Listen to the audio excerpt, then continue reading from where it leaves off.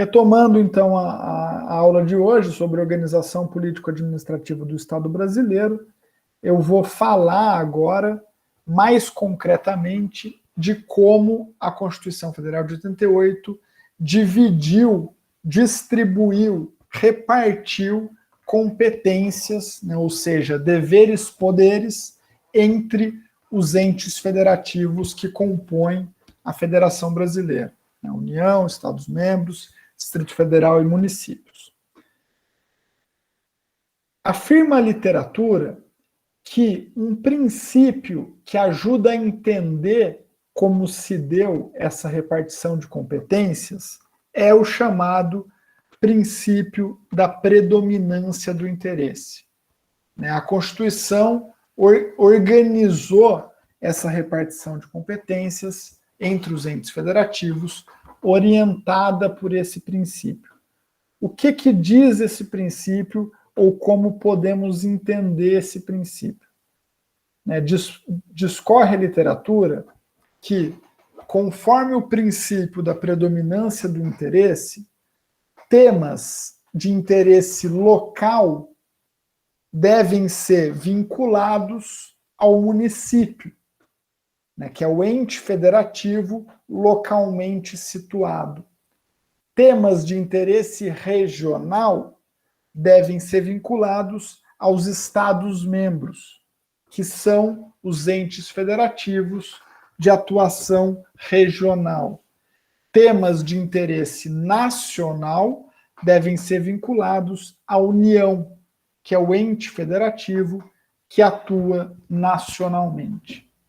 Um exemplo bom para entender essa lógica é o do transportes, o do transporte.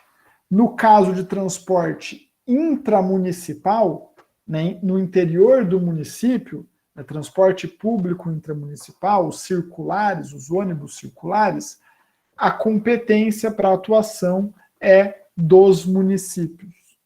No caso de transporte intermunicipal, dentro do território de um estado, a competência é estadual. No caso de transporte interestadual, competência federal. Essa é a orientação, um exemplo da orientação estabelecida pelo princípio da predominância do interesse, que a literatura entende adotado implicitamente pela Constituição, embora haja uma ou outra exceção de temas de interesse regional ou até mesmo local, que são, por exemplo, competência da União. Beleza? Como que a Constituição estabeleceu a repartição de competências tributárias? Nos artigos referidos aí na projeção, a Constituição estabeleceu as competências tributárias dos municípios, dos Estados-membros e do Distrito Federal de maneira taxativa. O que isso significa? Significa que municípios, Estados-membros e Distrito Federal podem arrecadar os tributos previstos nesses artigos referidos na Constituição e somente eles. Municípios, Estados-membros e Distrito Federal não podem criar outros tributos além desses, porque a literatura entende que a Constituição é taxativa na definição das competências tributárias desses entes autônomos. Já a competência tributária da União é definida no que tange aos impostos no artigo 153 e no que tange às contribuições da Seguridade Social no artigo 195. Além disso, a Constituição estabelece a chamada competência tributária residual e extraordinária para a União. Isso está lá no artigo 154. De modo que a União pode criar novos tributos. É o que foi feito, por exemplo, por meio da chamada CPMF, que foi recentemente descriada, vamos dizer assim, entre aspas, ela deixou de existir esse tributo mas reiteradamente se renova o interesse pela recriação da CPMF ou pela criação de algum tributo análogo à CPMF. Isso se dá, a União pode fazer isso porque a União possui competência tributária residual e extraordinária. Beleza? As competências legislativas, ou seja, as competências referentes à criação de leis, atos jurídicos gerais e abstratos, estão previstas, por sua vez, nos artigos referidos nessa projeção, artigos da Constituição Federal de 88, que estabelece, no artigo 22, os temas de competência legislativa privativa da União. O que significa competência privativa da União para legislar? Isso está explicado lá no parágrafo único do artigo 22. Significa que, a priori, esses temas são vinculados à atuação legislativa da União, que pode, porém, autorizar os estados a legislar sobre questões específicas vinculadas a ele. Isso é a competência legislativa privativa, que a União possui sobre temas como direito civil, direito penal, sistema monetário, políticas de crédito, comércio exterior, nacionalidade, poupança, entre outros. Esses temas estabelecidos no artigo 22, e aqui na projeção estão apenas alguns exemplos deles, existem outros, sobre esses temas, a União legisla, a priori, podendo delegar competência legislativa para os Estados-membros. No artigo 24, a Constituição estabelece os temas vinculados à competência concorrente entre União, Estados e Distrito Federal. O que significa competência concorrente? Isso está explicado lá nos parágrafos do artigo 24. Significa que a União estabelece normas gerais e os outros entes, os estados, no caso, suplementam essas normas gerais no que couber. Caso não existam normas gerais, os estados podem exercer capacidade legislativa plena. Não havendo normas gerais e o Estado criando normas gerais para aqueles temas, se a União, posteriormente, definir normas gerais, as normas dos Estados só serão válidas se compatíveis com essas regras estabelecidas pela União. São temas de competência concorrente entre União, Estado e Distrito Federal, direito urbanístico, direito tributário, conservação da natureza, proteção do patrimônio histórico, direitos e deveres das polícias civis, entre outros. Nos artigos 30, inciso 1º e 2º, a Constituição estabelece, respectivamente, a competência exclusiva da União para legislar sobre assuntos de interesse local, como vocês podem ver aí na projeção, e a competência dos municípios, e a competência suplementar dos municípios no que tange a legislação federal e estadual. Aos estados é reservado as competências que não sejam vedadas pela Constituição. Isso está lá no parágrafo 1º do artigo 25, de modo que se entende que os estados possuem a chamada competência remanescente. O Distrito Federal, por sua vez, possui as competências dos municípios e dos estados, segundo o disposto lá no artigo 32, parágrafo 1º. Tranquilo? Essa é uma breve síntese de como a Constituição distribui as competências legislativas. E por que isso é importante para vocês saberem? porque é importante que vocês tenham essa noção mais precisa de que ente federativo legisla sobre qual tema.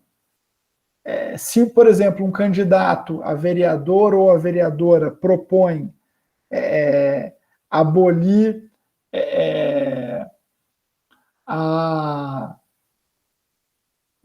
abolir a criminalização do consumo de maconha, ou propõe instituir pena de morte, né, ele está fazendo retórica eleitoral, eleitoreira, né, retórica eleitoreira.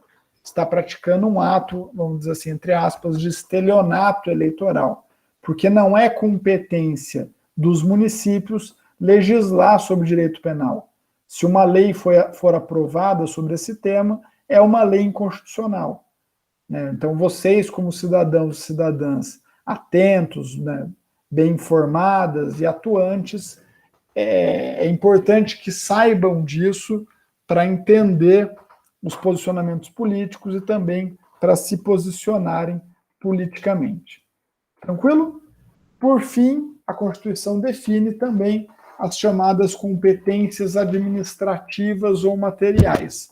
Lá no artigo 21, a Constituição estabelece os temas que são afeitos à competência exclusiva da União. O que significa competência exclusiva? Significa que só a União pode atuar, né? Manter relações com estados estrangeiros, declarar guerra e celebrar a paz, emitir moeda, entre outros. Né? Se o prefeito de Varginha quiser emitir moeda, ele não pode, seria inconstitucional. Se o prefeito de Três Pontas quiser declarar guerra, né, a Varginha ou guerra à Argentina, ele não pode, porque declarar guerra é uma ação de competência exclusiva da União. No artigo 23, estão definidos os temas de competência comum entre União, Estado, Distrito Federal e municípios. O que significa isso? Significa que todos esses entes federativos podem atuar em relação a esses temas. E uma lei complementar pode ser criada para organizar essa atuação cooperativa entre os entes federativos. São temas como proteção do meio ambiente, proporcionar acesso à educação, construção de moradias, cuidados com a saúde, entre outros. Nesses temas, todos os entes federativos podem e devem atuar. A competência remanescente dos estados é definida no já citado parágrafo 1º do artigo 25, e o artigo 30 da Constituição define as competências administrativas dos municípios. Né? Competem aos municípios arrecadar tributos de sua competência, organizar e prestar os serviços públicos de interesse local, dentre eles o de transporte coletivo, manter programas de educação infantil, de ensino fundamental e prestar serviços de atendimento à saúde da população, esses dois últimos casos, em cooperação técnica e financeira com a União e com os estados. No que tange às competências do Distrito Federal, vale a regra estabelecida pelo artigo 32, que define que o Distrito Federal atua abrangendo competências dos municípios e dos estados-membros. Beleza?